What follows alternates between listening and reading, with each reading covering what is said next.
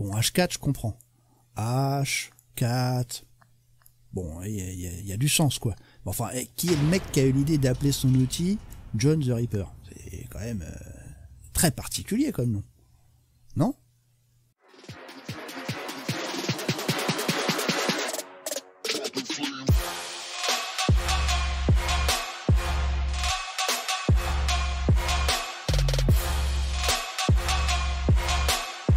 Et salut les gens, on se retrouve aujourd'hui pour une nouvelle vidéo. Aujourd'hui on va faire quelque chose d'un petit peu différent, on va pas étudier un outil spécifique, on va plutôt étudier une technique pour craquer une archive zip ou rar. Donc du coup, on va utiliser deux outils pour ce faire, on va utiliser John the Ripper et Hashcat. Alors John the Ripper, qu'est-ce que c'est? John the Ripper, c'est un logiciel libre de cassage de mots de passe. C'est-à-dire qu'il va nous permettre de hacker le mot de passe, et qu'il a aussi l'avantage d'avoir une autodétection des fonctions de hachage. Et du coup, on va pouvoir utiliser Hashcat, à la suite de John the Ripper, pour nous attaquer directement à ce hash. Parce que Hashcat, c'est un petit outil en open source qui nous permet lui aussi de récupérer les mots de passe. Et je voulais aujourd'hui voir en fait l'interaction entre ces deux outils, ce qui va nous permettre d'aller un petit peu plus loin que d'habitude. Alors évidemment, je pense que si ça vous intéresse, n'hésitez pas à laisser un petit message et on verra plus en profondeur John the Ripper et Hashcat pour voir toutes les possibilités que nous offrent ces outils. Allez, on attaque? Alors pour attaquer, on ouvre le terminal comme d'habitude. Hop, c'est parti. On agrandit tout ça, tout le monde voit bien. Alors j'ai déjà créé deux archives qui sont flag.rar et flag.zip. On va commencer par le .zip. Alors vous allez voir, c'est pas compliqué du tout. En fait, John the Ripper a un petit utilitaire qui nous permet de nous attaquer directement aux archives.zip. Ce qui fait qu'on va partir du scénario que vous avez archivé un fichier en lui allouant un mot de passe. Malheureusement, vous avez oublié ce mot de passe. Vous êtes bien dans la panade. On va donc devoir utiliser tout d'abord John the Ripper et ensuite Hashcat afin de pouvoir récupérer les fichiers qui sont bloqués derrière ce mot de passe. Donc vous allez voir, c'est très simple comment on procède. On fait un petit zip to John. Ensuite, on vient mettre le nom du fichier, qui est donc flag.zip, et on va lui indiquer un output qui va s'appeler zip hash.txt. Donc il va récupérer le mot de passe sous forme de hash, et on va directement l'implémenter dans un fichier qui va être créé, qui va s'appeler zip hash.txt. Voilà, on vérifie que c'est fait. Donc on voit bien ici le zip hash.txt. On va jeter un petit coup d'œil, .txt, et vous voyez, il est ici. Alors on a une petite manipulation à faire, puisque quand on va passer ce hash dans Hashcat, nous n'avons pas besoin de cette petite partie-ci et de cette petite partie-là, ok? Puisque sinon Hashcat ne va pas le reconnaître, et on va avoir un message d'erreur. Donc pour ça, alors on peut passer par Nano, Vim, un IDE, ce que vous voulez. On va passer par Nano pour faire simple. Donc zip hash.txt, hop, voilà. On va supprimer le début. Donc on voit bien que ça va finir, ça va commencer, hop là, ça va commencer par le zip 2, ok. Et on va aller en fin de fichier et on procède de la même façon.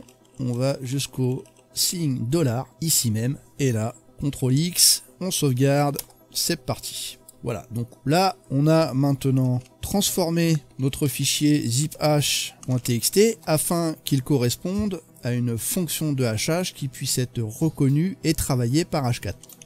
Maintenant, on utilise Hashcat. Alors pour ce faire, comme d'habitude, je vous conseille d'utiliser le manuel de Hashcat, mais pour aujourd'hui, on va juste se contenter de jeter un petit coup d'œil à l'aide, parce que vous allez voir qu'elle est très complète. Voilà, donc vous voyez, c'est vraiment très dense.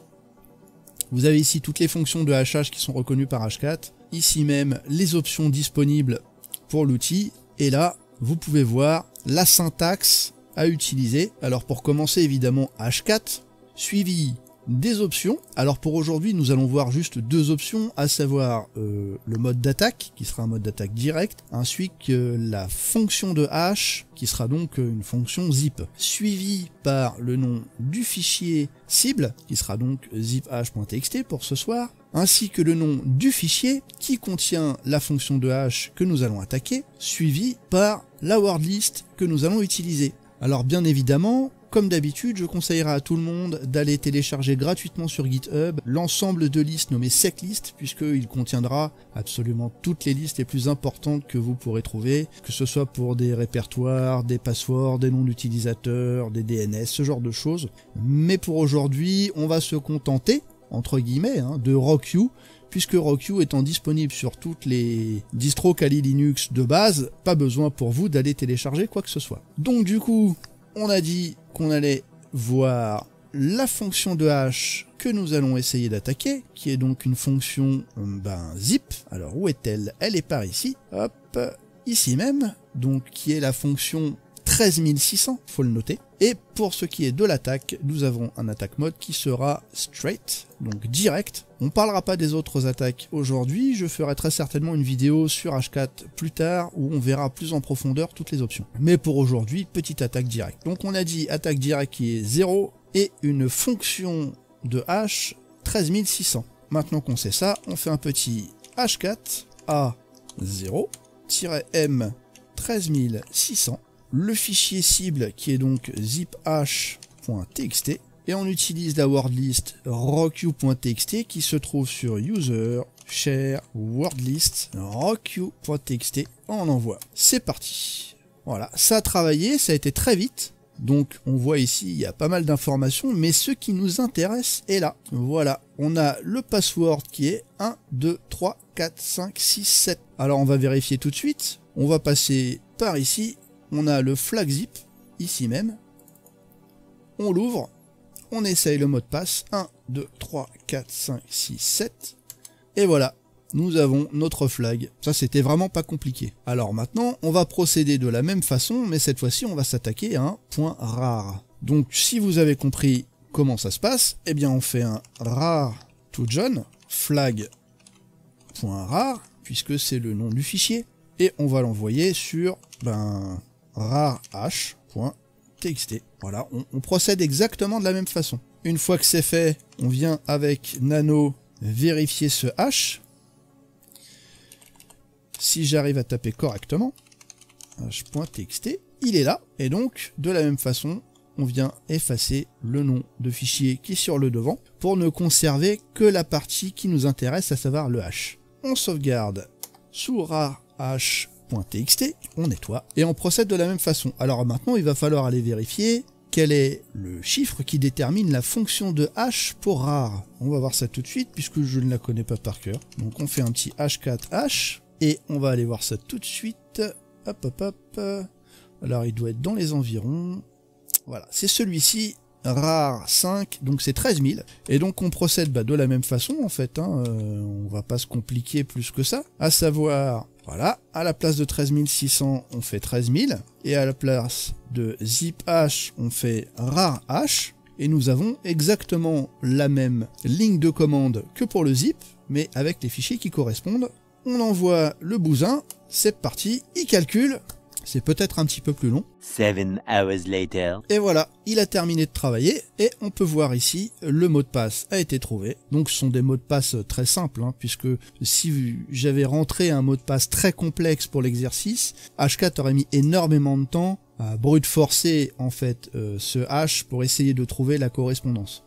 Donc en mettant des mots de passe assez simples qui sont de base dans les premiers mots de passe contenus dans RockU, je savais que nous n'aurions pas très longtemps à attendre. Mais il faut garder à l'idée que si c'est un mot de passe très complexe, il y a la possibilité qu'il ne soit pas contenu dans une liste, ou éventuellement que s'il est contenu dans la liste, cela prenne énormément de temps. Donc on va quand même vérifier que ça a fonctionné. Donc du coup on va faire comme tout à l'heure, on passe par le gestionnaire de fichiers, flag rar, et on a dit que c'était donc 1, 2, 3, 4, 5, 6, 7, 8, 9, 0.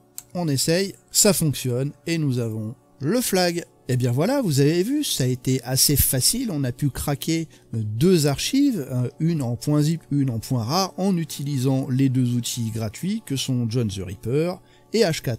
Alors évidemment, ces deux outils utilisent énormément d'autres fonctions, ont énormément d'autres possibilités, mais je voulais pour aujourd'hui juste vous donner la possibilité de vous amuser un petit peu avec ces archives. Je vous conseillerais d'essayer par vous-même, de créer des petites archives .zip, .rar, etc.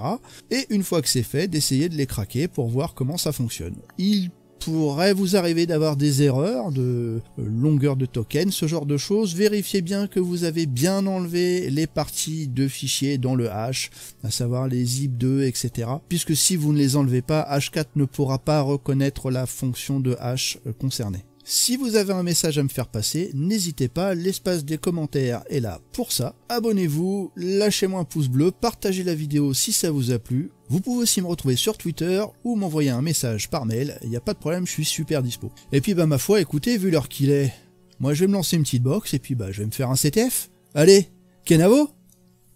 Tu sais quoi, en fait il faudra que tu dises à ta mère, elle arrête de jouer avec la lumière, parce que j'ai la lumière là juste dans le miroir, et franchement, c'est super relou. Ah ouais? Moi t'as pas envie on dirait. Ouais, le dos.